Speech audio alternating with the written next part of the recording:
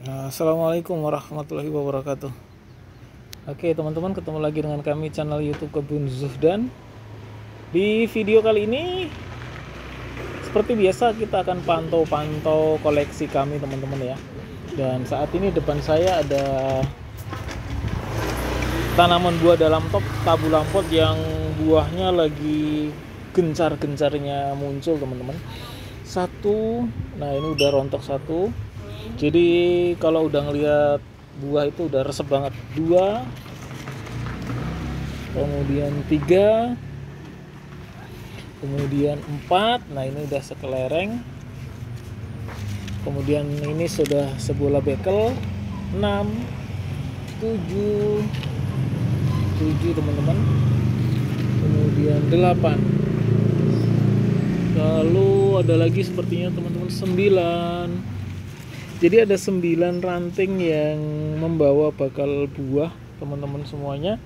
Lalu kemudian kita ke bawah dulu. Di sini ada pot 50. Pot 50 teman-teman ya. Saat ini ada yang sedang kami cangkok. Kemudian ada 2 batang utama. Kemudian atau istilahnya batang primer. Kemudian batang sekundernya banyak, lalu tersiernya juga sudah banyak. Nah, seperti itu teman-teman. Lalu kemudian seperti biasa sambil kita pantau, kita akan kurangi daun-daun tuanya teman-teman.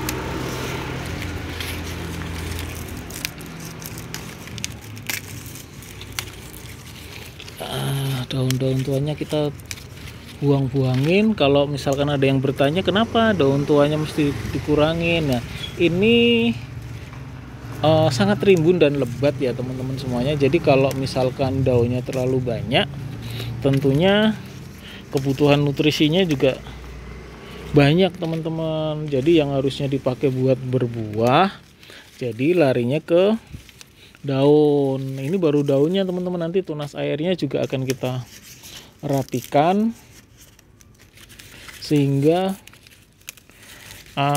adil dari ranting-ranting pohon, dari tunas-tunas itu mendapatkan haknya sesuai kapasitasnya ya. Kalau di ujung sih kita udah potek-potekin teman-teman, jadi harapannya tunas baru itu akan memunculkan bakal bunga teman-teman, atau bakal buah.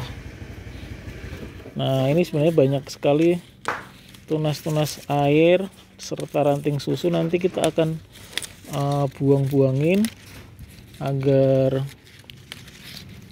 jauh lebih rapi. Kemudian saya anggap vegetatifnya itu udah maksimal ya, sehingga tinggal menunggu generatifnya. Uniknya jambu kristal itu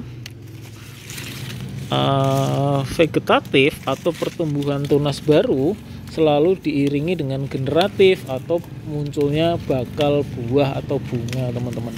Nah ini istimewa jambu kristal dan sejenisnya, bisa Shwimik pala, bisa kristal merah, bisa red diamond, sukun merah, pokoknya sejenis jambu biji non biji. Dan yang di depan saya ini adalah jambu Shwimik pala atau varietas baru setelah jambu kristal. Jadi orang menganggapnya ya tetap jambu kristal karena namanya agak panjang ya, tidak kristal gitu. Jadi kan pendek, cepet banget dihafal. Ini Shwimik pala. Nah, di video-video saya sebelumnya sudah saya sampaikan ya, perbedaannya apa sih dengan jambu kristal gitu. Jadi bijinya lebih sedikit lagi. Kalau misalkan jambu kristal 5%, nah Shwimik pala itu paling 2%. Jadi hampir tidak ada bijinya. Kemudian dari size juga lebih besar dimensinya lebih besar, beratnya lebih berat lah. Kemudian rasanya lebih manis, lebih keras, lebih empuk ya kalau menurut saya. Nah, seperti itu teman-teman. Tapi itu semua tergantung dari perawatannya juga ya. Jadi maksudnya kebutuhan nutrisinya terpenuhi enggak, baik sinar matahari, baik tiap pagi dikasih air kalau ditanam di pot, baik pemupukan beberapa bulan sekali, itu perlu dijaga. Itu 3 komponen yang memang tidak boleh ditinggalkan teman-teman.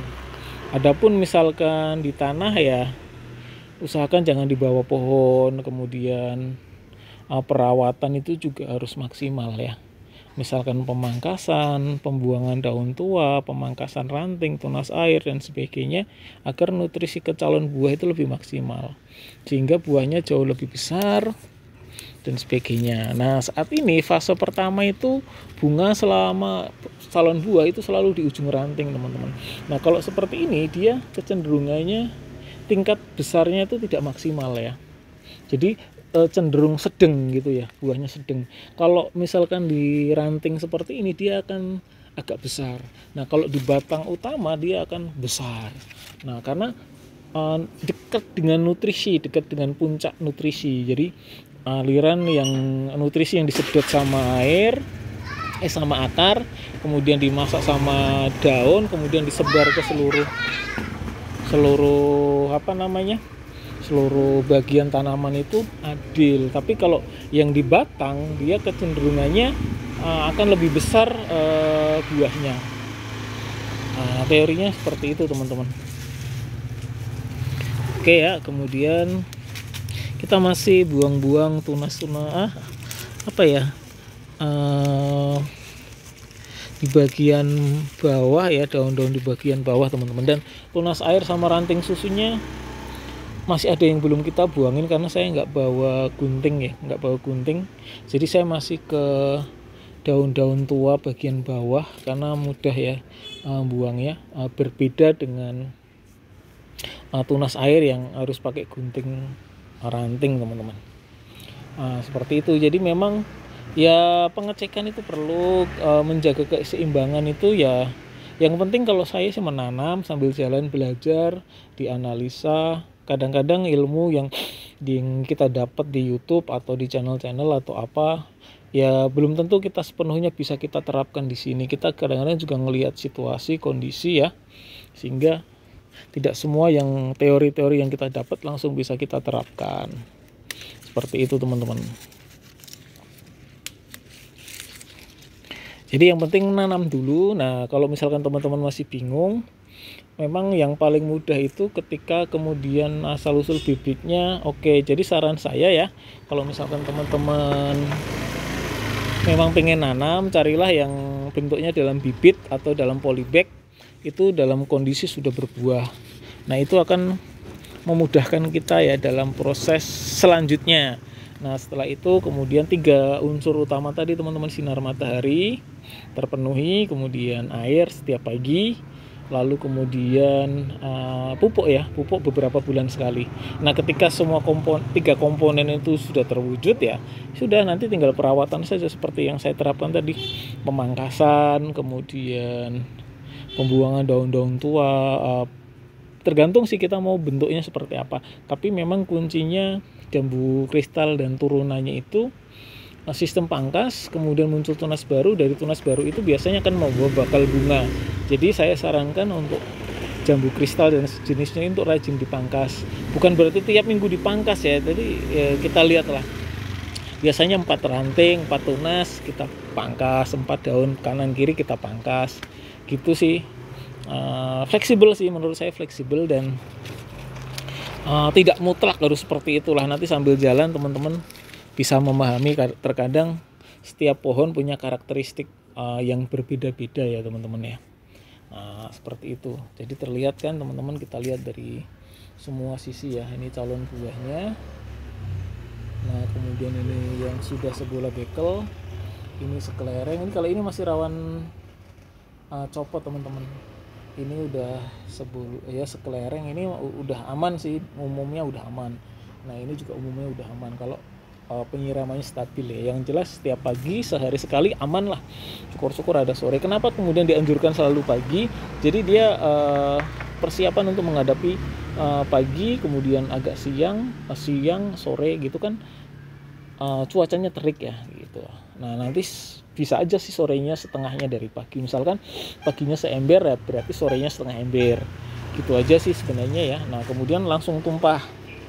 Jadi jambu kristal itu tidak terlalu suka dengan nyemek-nyemek gitu ya. Jadi airnya langsung keluar dari bawah, itu akan lebih bagus. Demikian teman-teman, sedikit review mengenai tabu lampot jambu shio miqpala. Semoga bisa memberikan gambaran dan informasi. Selamat menanam.